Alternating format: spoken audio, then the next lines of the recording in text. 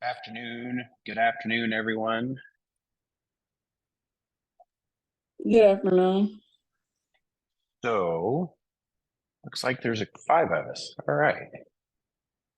So, what we're going to do today, third week of every month, is seller documents. So, we're going to touch base on the listing contract and then kind of breeze through some other documents. Some you're going to know, and some you may not know as well. So, I'm going to pull that up, share my screen. All right. Do y'all see the listing contract there on your screens? Yep. Okay. Thumbs up.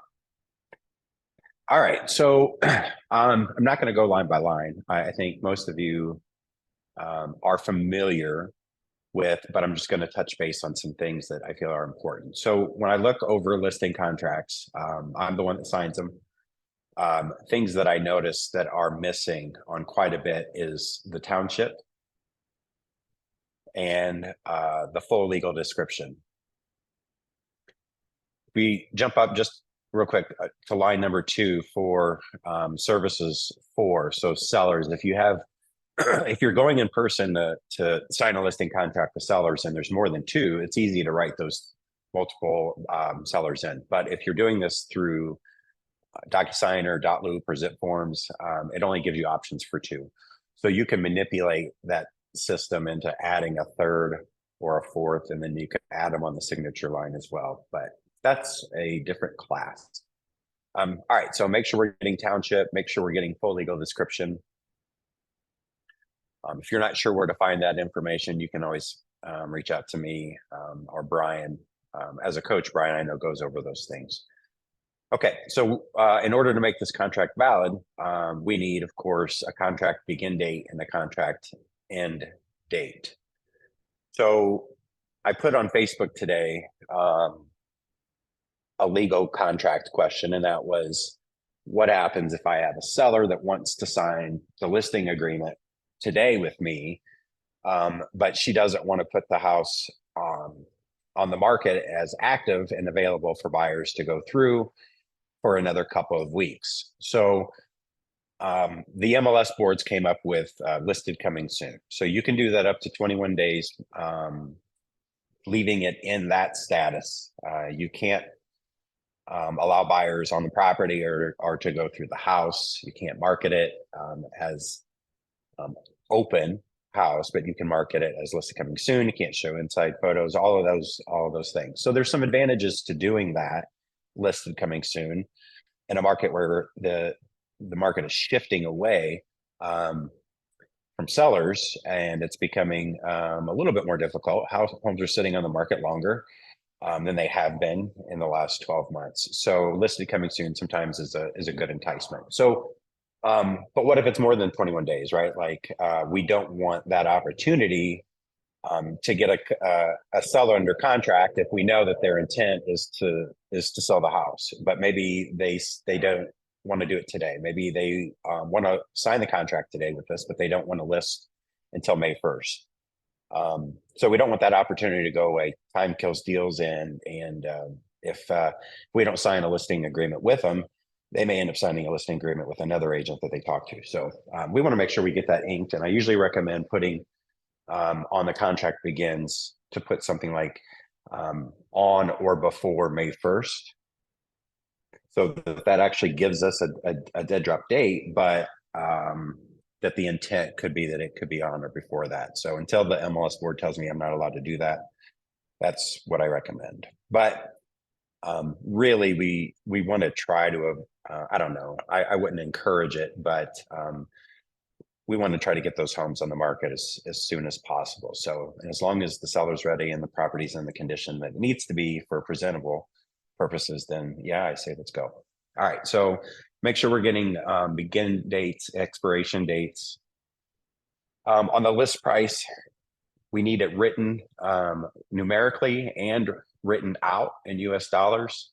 That's a compliance issue. That way, when I review documents, I can make sure that both lines say the same thing and they match up, because there are times that they don't. And so we're not clear on what is the actual list price. So it's a good checks and balances, and it's going to come back from compliance when you submit this if you're missing those two things. And then, of course, possession, there's all sorts of options. You can say day of closing, you can say negotiable. There may be a situation where the seller is going to look for a new home to buy. And so possession of their home is kind of contingent on that. So, but remember, this is the listing agreement. So we're having those conversations with the sellers. Does the seller has the capacity to convey the property by a general warranty deed? That's the most common way to convey property. That's the way that the transactions that you guys are going to handle most of the time is general warranty deed. There's a quit claim deed. That's an option that's usually done after the sale of a home to add another person to the deed, like say a husband and wife or spouses, and one has terrible credit and the other doesn't. So that might be a situation. All right, we want to make sure to check whether the seller is or isn't a foreign person. Terms of sale. This is funny to me because the first line of the term of sale says the property may be sold for cash in US dollars. And quite often, and Katie, I don't know if you see the same, but in other, a lot of agents write in cash. So it's kind of redundant. I mean, there's nothing wrong with it, but there's really no reason to put it in there. Because the first line states that it's in cash. Otherwise, if it's not, then it would want to be one of these options.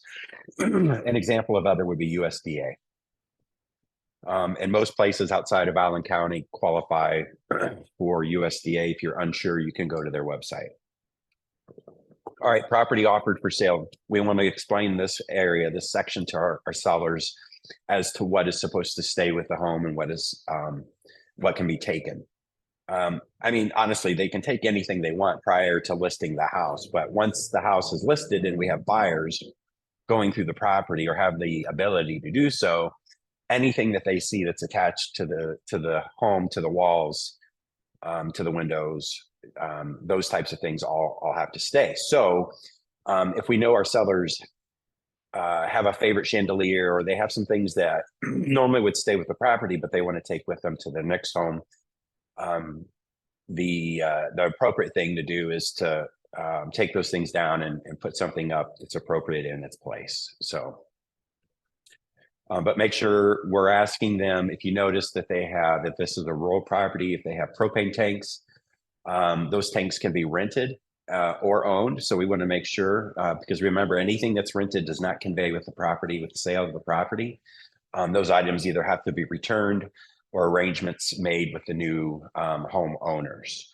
So let's make sure we're asking the seller those questions. Do you own or rent the propane? Do you own or rent your solar panels? Water softeners quite often are rented. I know in the Huntertown, Allen County area, the water's not so good there. So a lot of homes have water softeners in them. If there's anything that's excluding, we want to write that in here and make sure that that's duplicated in the MLS. Anything that we're offering, property offered for sale, for instance, the kitchen appliances, if the seller wishes to leave those with the property, that's fine. We list those items here. We list those in the MLS. Please remember that just because appliances are listed in the MLS does not mean that they would convey with the property without putting them in the purchase agreement. So if we're talking kitchen appliances, it's okay to put the kitchen appliances, list them out and their location. So if it's kitchen refrigerator, then you would put that here. I know a lot of homes have a second refrigerator or a freezer chest or something in a different area than the kitchen. If that's something we wish to add, put that here. If it's anything else other than appliances, if it's personal property, if it's pool equipment or 3-season room furniture or the pool table or the hot tub, those things do not go. They do go on the listing contract that they're included if that's the seller's desire, but they do not go with the home until the buyer puts them on a personal property agreement addendum, which is in my packet here that we're going to review. It's at the very end. So If it's personal property, the seller wishes to leave with the house, we put it on the listing contract and we can put it in the MLS. But if the buyer wants those to stay with the house as well, they have to be written into the purchase agreement. All right. Any questions? Nope. Okay. This is an exclusive listing. In Indiana, they don't allow multiple brokerages to list a home for sale. So we need to make sure that they're not already under a listing contract with another broker, and that they understand that going forward, we're exclusive. They are exclusive with Keller Williams. And to do as such. All right. Broker's commission. So sellers are seeing the lawsuits, and sellers are getting savvy, and you're going to start hearing questions, being asked the question, do I have to offer a buyer broker commission? Do I have to pay for the buyer's agent? Probably more appropriately said from a buyer or from a seller. So the answer, of course, is no. Everything is negotiable in real estate. Commissions are not set by anybody other than the client and the agent, the licensee. So when it comes to having discussions, though, we need to educate the sellers as to what are the consequences of their decisions. So if they choose to offer 0% commission to a buyer agent, we need to explain what that could do to the sale of their property. So that could limit the amount of buyers that are going to be shown that house. I mean, think about it. If you're a buyer's agent, you want to make money, right? You're not going to show a house to a buyer and help them negotiate a sale without getting some sort of compensation. So there's risk to that for the seller by not offering a commission, but we can't tell them they have to do this or they should do this. We just need to educate them as to what happens with the decisions they make, right? The compensation, you could talk about that if you did offer, or if they offered a commission to the buyer's agent, what that would look like, how much, and what happens after that. So this gives you the option of doing a percentage of the selling price or a flat fee. So that is negotiable between you and the seller. If you have questions about that, how to negotiate or what to say, or if you have a situation that you're not sure about, the seller asks you some questions, obviously call me. So in the event of a purchase option, so there may be times where there's a buyer that can't get financing, traditional financing through a lender. And so they may enter into a purchase option or a, land contract, seller financing, something to that effect, where maybe for a year, the buyer leases the home, the property out. And then after the 12 months, maybe it's a credit issue. Once they get what they needed around and they can get approved for a traditional mortgage, then they would enter into a more traditional purchase agreement. So you can actually get paid on those things. That's what that means. In the event that there is a purchase option, we want to make sure that we're getting compensated. Maybe we had the house on the market for 6 months, and this was the only option for the seller. So same thing in the event of a lease, the seller agrees to compensate the broker. Usually what you do in the lease is you take the entire lease term and the total dollar amount that the leasee would pay and multiply it by this percentage. So there's not a whole lot of money in leases when it comes to residential property, but commercial leasing can be very lucrative. A lot of times leases are 5-10-year leases. So yeah, I mean, don't turn away an opportunity if you have a client that's looking for commercial property, not to purchase necessarily, but to lease. So, Hey, Lee, so yeah, I got a question. You got a second to answer? yep, Okay.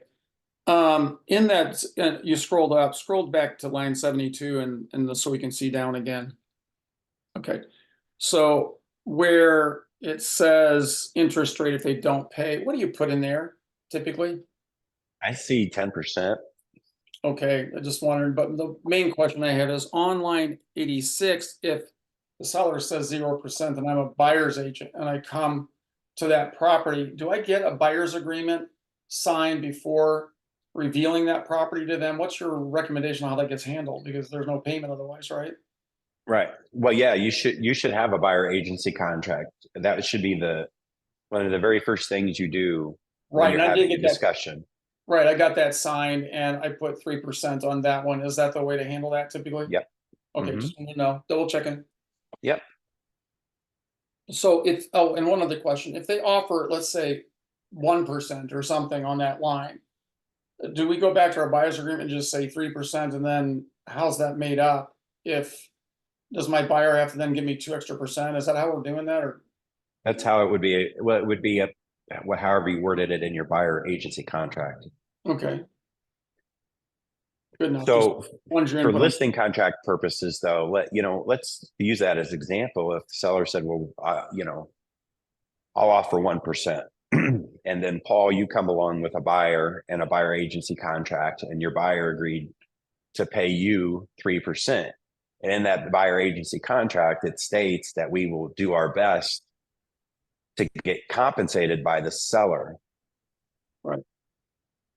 In the event that we can't and the seller refuses, then the buyer would owe us that difference, or you would renegotiate with your buyer and say, "Hey, I'm willing to lower it," but that's up to you two. Now, when it comes to, let's say, same scenario, we had 1% in the MLS, and buyer comes along and buyer requests the seller pay the buyer's agent their 3%, and the seller says, "You know what? I agree to go from 1% to 3%." That's In the that question. event, we have to do an amendment to the listing contract to change the commission payout. But that is negotiable. Otherwise, otherwise we're in breach of our contract. But that is negotiable then in a Uh-huh. negotiation to ask the seller to increase their compensation, is that correct? Hmm. Okay, that's all I need to Yeah. know, thank you. All right. Commission attorney fees. I don't know that when I go over these listing contracts, it's kind of like I'm doing with you. I don't go through the entire thing. I really encourage you to send these documents blank in advance to your clients so that they can read these. And then when you meet with them, whether it's in person, preferably, or if it's over the phone or over a Zoom call, whatever, make sure that we're touching base on the things that you feel are important. You'll start to get into a rhythm and a habit that you talk kind of the same stuff. And, unless, of course, if a seller has a question, then you can address that.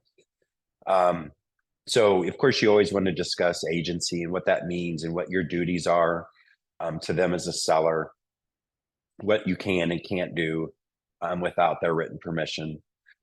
Seller authorization and cooperation. Of course, we ask, to get keys. We're gonna have to let them know that we're going to make copies of those keys. I don't know what you guys have done, if you've done listings before, but I make, of course, the seller has a set. I have a set in the lockbox, and I always keep an extra set of all my keys. And you can buy these little tabs, and you can label the tabs. So I keep those in my vehicle. Just to make sure, because you never know, lock boxes freeze or batteries die and you can't get into them. And you may not be able to get a hold of the seller. What if they live out of state or something, or they moved? So that's just a sidebar tip. Black box authorization. Does the seller authorize you to have access to the home if you can't get confirmation of a showing? So what happens that the seller says, "Hey, I want to be notified of every showing, and I want to be able to say yes or no on the showings because I may have something and I can't leave the house," whatever, right? So in the event that we can't reach the seller and a buyer wants to show it, you have to ask, "Do I have permission to just go ahead and access the property, or allow a licensee or another agent to enter the property?" And that we have to get their permission, yes or no. Recordings at the property. So we always, of course, should should warn our buyers that there's likelihood that the homes we're going through have cameras, have the audio video capabilities, and are recording them as they walk through this house. Well, the same needs to be said to the sellers, that everybody carries a phone nowadays and everybody has a camera. And I know if I'm showing a buyer multiple houses, I'm telling them, hey, take some photos of each property, of each house, because when you go home and you're trying to think about 5 or 6 houses that you've seen, they start to all like blur together, right? So anyway, so tell your sellers that they're going to take video. People are going to take videos. They're going to take pictures. So anything you don't want seen, you don't want the whole public to see, they need to remove. So kids' pictures, off the mantle, off shelves, off the refrigerator. So you want to make sure that those things are all coming down. And 2 other big things, jewelry needs to be locked up, put away, not findable, take it with them. And the same goes for medicine. If they have medicine in an open available area, and that includes behind the mirror in the bathroom, they need to take those medicines with them when they leave. If there's showings, if there's an open house, people will go in those bathrooms and they will open those cabinets and they will take your medicine. So it's happened to me enough that I make a point to tell people, make sure that your sellers are putting stuff away. Think about it. If they have a prescribed pain medicine, that people are addicted to stuff, and they open up that medicine cabinet and you've got a bottle of Vicodin sitting there. Oh, so fair housing, we want to have that conversation. There's a ton of additional provisions. You can go through them or not. Want to make sure they understand about wire fraud. If you're not quite sure what that means or how to explain wire fraud with title companies, we have a title rep here in the downtown office, Angie, you can talk to. We've got one in the north office, Scott, you can talk to him. They can communicate much better than I can. I know that if your client has a question, they should never be getting stuff via email, but we have to be careful because these scammers can do all sorts of stuff. So, all right, that was listing contract. Remember, every client you're working with either signs an office policy disclosure for sellers or one for buyers. So this happens to be for the sellers. It's a 1-page, super simple. Couple questions to ask them. Your reason for selling, can I share that with buyers? And can I share if you'll consider offers for less than the listing price? Those are the top 2 questions that get asked by buyers. Why is your seller selling the house?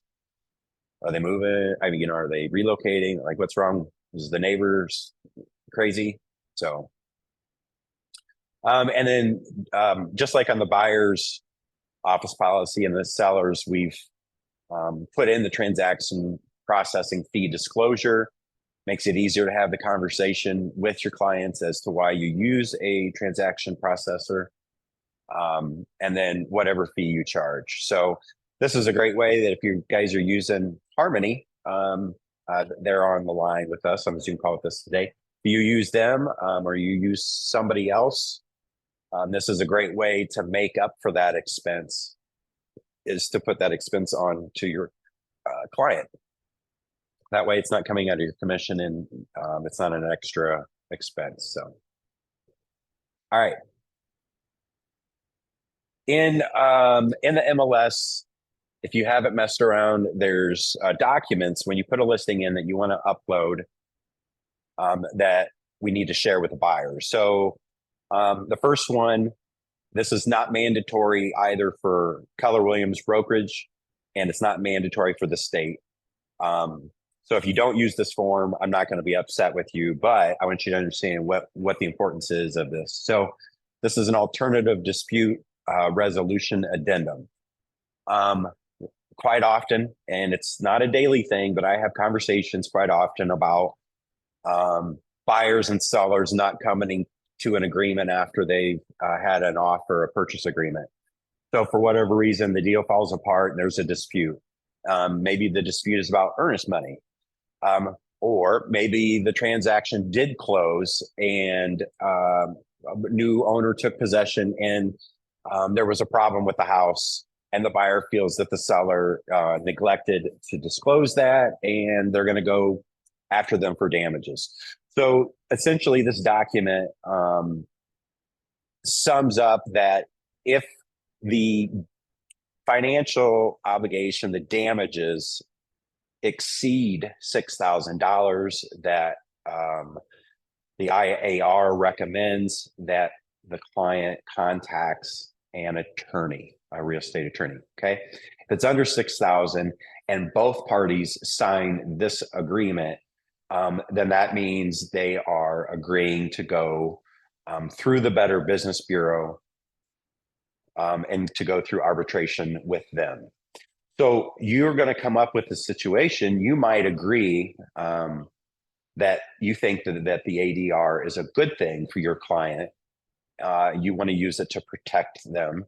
The downfall of the ADR is if the claim damages is under $6,000, but your client decides they'd rather get an attorney and sue or file suit in a civil court against the other party.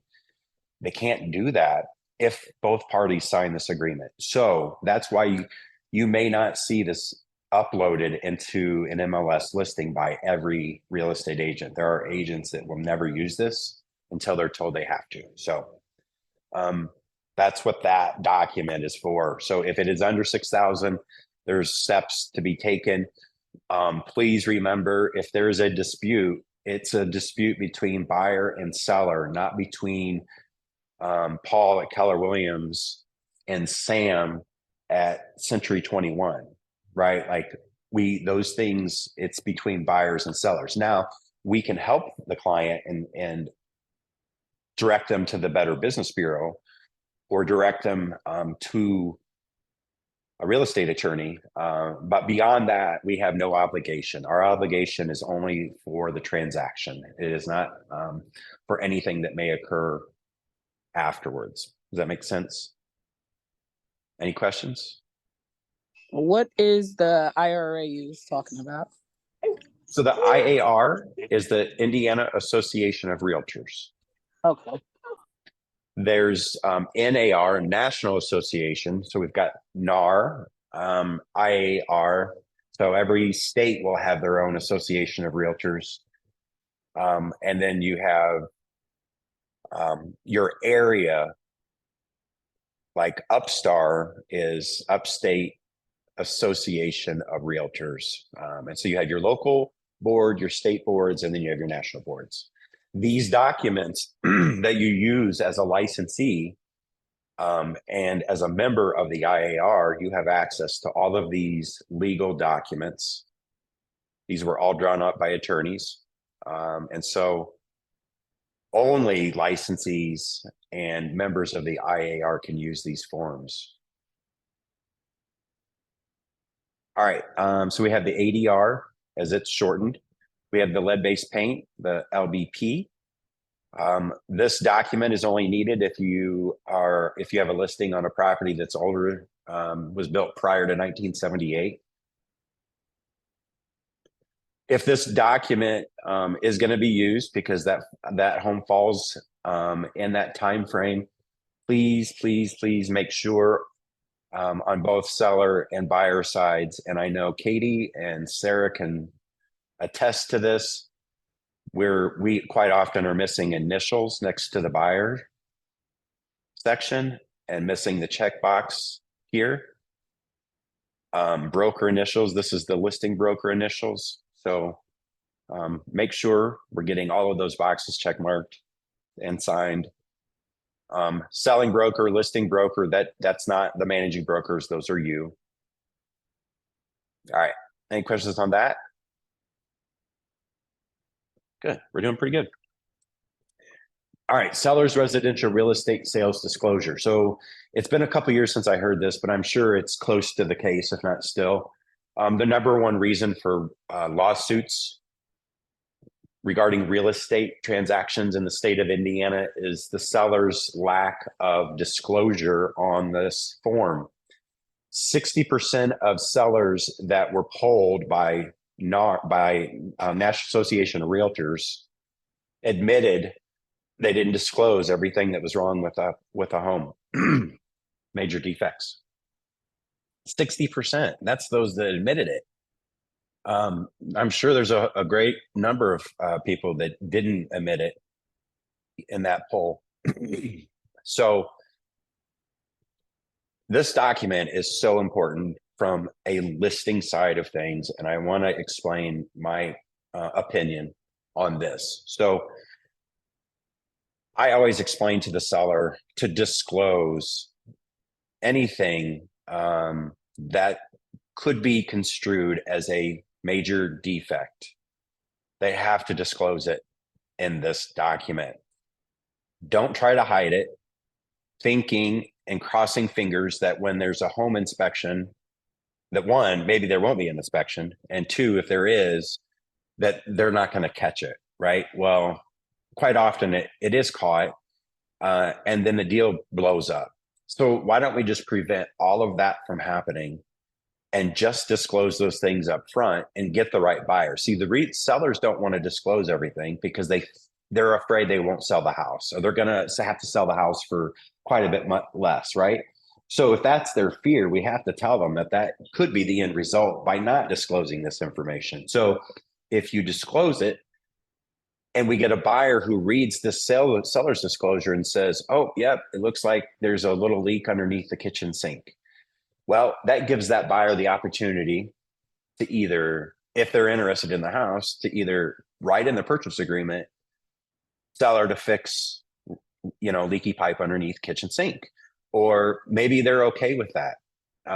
Then they don't write it in the purchase agreement, but they were notified and it was disclosed. It makes life so much easier. You get the right buyer up front. You get the buyer who has read through this, understands what it is. Trust me, there are enough buyers out there that most homes are not going to sit on the market for still that much longer. There's two reasons, usually, right? It's price and condition of the home. So, but as far as this form is concerned, disclosure, disclose. Make sure in most of these categories, there's 4 columns. Make sure that the client is filling out each of those. So if it doesn't have a built-in vacuum system, you put none, not included, or rented, right? All right, not done with this document yet. So you're going to see a whole bunch of do not knows. You're going to come across this. Do not know, do not know, do not know. They just X'd it and drew a line, right? You can't do that unless it's an estate or it's a trust that owns the property that is selling it. If this is an investor property and your investor says, I've never lived in this home, I don't know anything, is flat out wrong. They do know, they have the ability to know. Somebody is maintaining the property on their behalf, right? If they're not the ones doing it, they're hiring people to do it. Maybe they have a property manager. Well, the property manager has knowledge of, so they need to, inform the seller. If the seller has the opportunity to know I'm telling you, in a dispute, they're going to be found at fault because they did have the opportunity to know. So please explain that to your sellers if they've never lived in the property and that's not a trust or an estate. They do know. I'm telling you, it's going to save you guys a lot of headache. I've been in enough situations and arbitrations and mediations to know what happens when sellers don't do the right thing. So, all right, I should get off the soapbox, huh? It'll make your life so much easier, I promise you guys. All right. If there's no questions on that, we'll go to the next one. Listed coming soon. All right, so kind of talked about this. if you're with the shift in the market changing, homes staying on the market for a little bit longer, the listed coming soons might start to happen more often, because it's a great way to build excitement, to build some momentum about a property, because there's something really cool about a house that's in an area that a lot of people may want.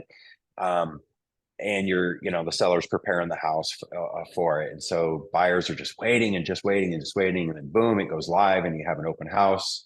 Everybody comes in, hopefully multiple offers, right? So that's one reason why we have a listed coming soon. And what I've included here, there's an authorization form that has to be filled out, and it has to be emailed to your MLS board person, whoever that is that handles these. I think so. Katie and Sarah, we would get this stuff would have to go to Upstar for Fort Wayne and Allen County area, but like Warsaw, Kosciuszko County, St. Joe County, Elkhart County, all of those have different MLSs, and so these would have to go to a representative from that board. And then there's frequently asked questions, so the FAQ, because you'll have questions about the process. These forms can be found in your IAR library. Okay, so once we have an executed listing contract, what executes that is we have a contract start date, end date, signatures and dates of those signatures, right? So we have that.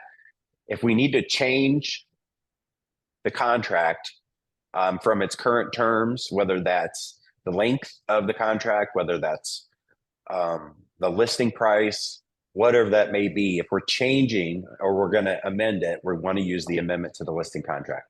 If we're adding to the contract, we're adding something on, then we're going to use the addendum. I don't know what it is about these two documents, but it took me, I feel like, 2 years to really get understanding why. Now, if you used an addendum instead of an amendment, I promise you that's not going to get you in trouble. So if you can't remember why you use which one, don't worry about it. They're both good legal documents. Whether you're amending or adding, it doesn't truly matter. Okay. Couple more documents and then we'll be done. So this is removal of contingency. Too many times have I heard that contingencies were removed by a text message. That really is not the appropriate way to do that. And it's because a lot of agents don't know this form exists. So there is this removal of contingency, and you can see line 7, record of notice given, the method, date and time. So maybe it was through text message, right? Or an email, but we still want them to sign this document. And so it's by whoever initiates it. So we've got an option for line 2. We, the sellers, give notice that we have accepted another purchase agreement on our real estate. If it was a first right contingency, then you're going to use line 14. And it could be either the buyers or the sellers. If it was the sellers, if it was the buyers, and they check mark this box, have accepted a purchase agreement on our home and therefore are removing the first right contingency on this purchase agreement. So your buyer, remember, we're the listing agent in this situation. So the buyer had a home for sale, and that's what they put in the purchase agreement, that the purchase agreement was contingent upon them getting an accepted offer on their listed home. So if that happens, then they can lift the first right contingency, and that's where you check mark this. The next one is have not accepted a purchase agreement on our home, but are removing the first right contingency on this purchase agreement. So that one's risky if I'm a listing agent, right? And I'll tell you why, because if this is a first right, that means that either the contingency period has ended and the buyer has to lift it, or the purchase agreement is null and void, we want to make sure that the buyer has the ability to purchase the house. They might say, yeah, I'll lift the contingency and move forward. But if we knew that ultimately they needed to sell their house to get the funds in order to buy my seller's house, then I'm really questioning why or how they're going to do that, right? So if they have not gotten an accepted offer on their own home, then we need to see if it's cash, if they have cash in an account already,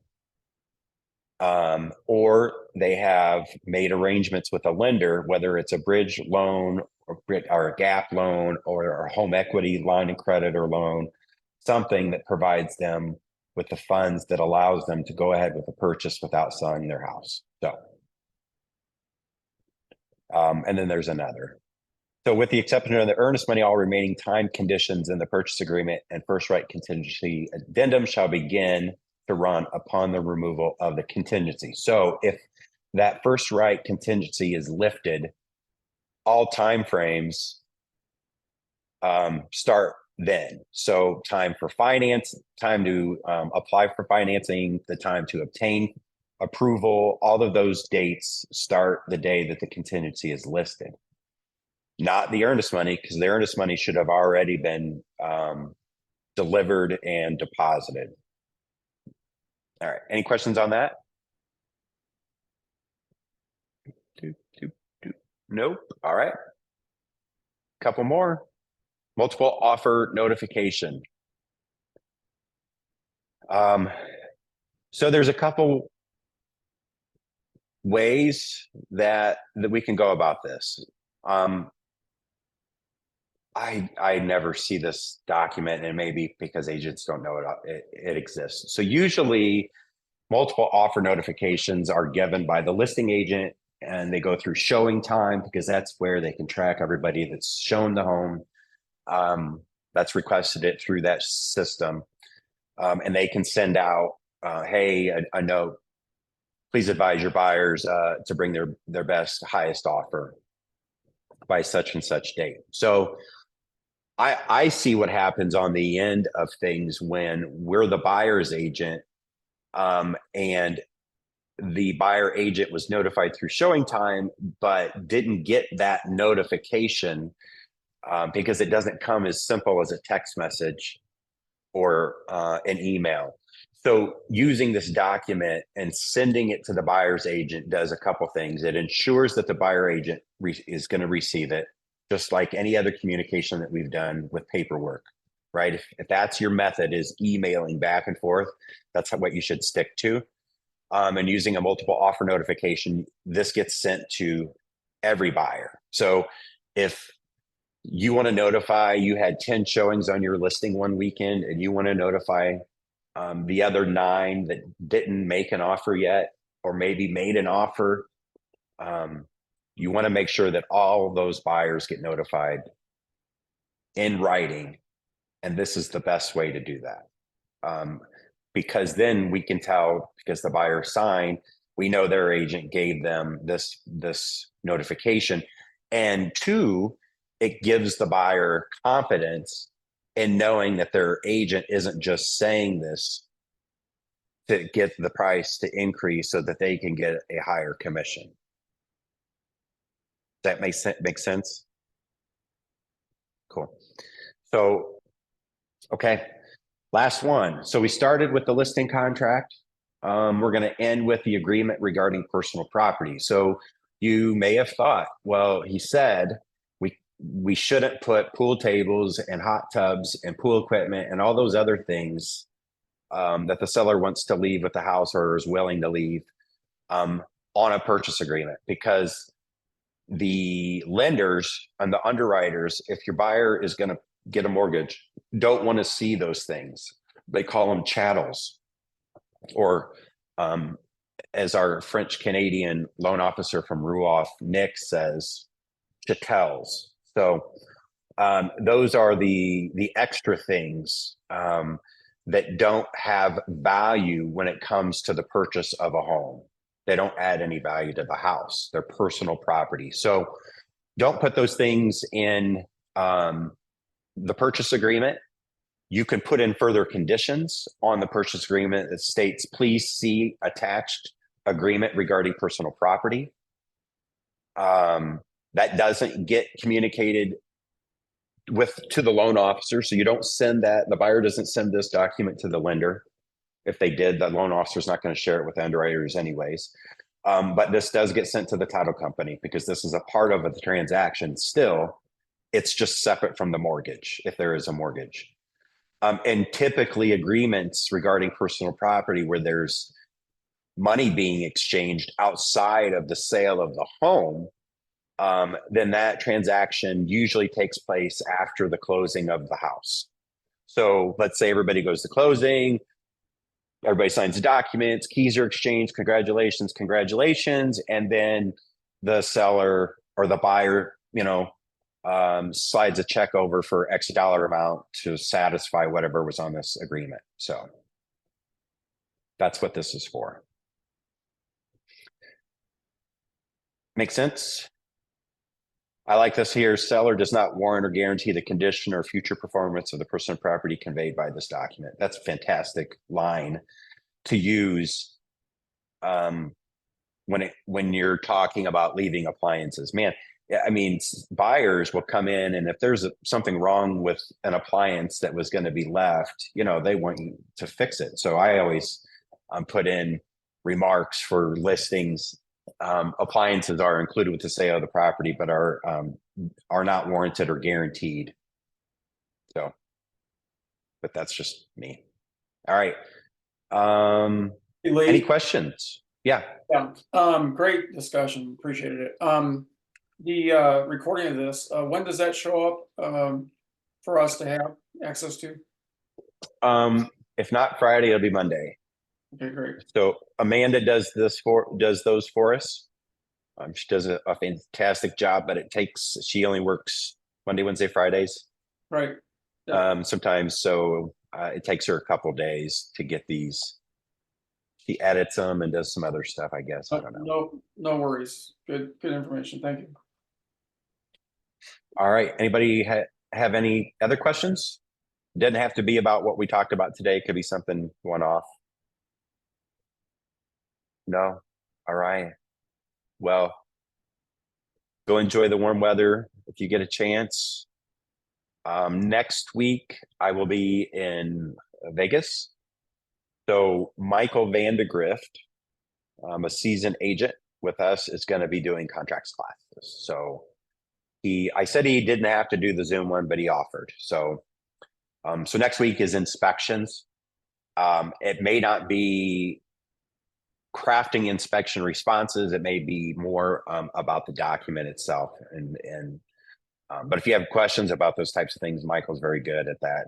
He's competent enough to answer. So, all right, I will maybe see you all in 2 weeks then.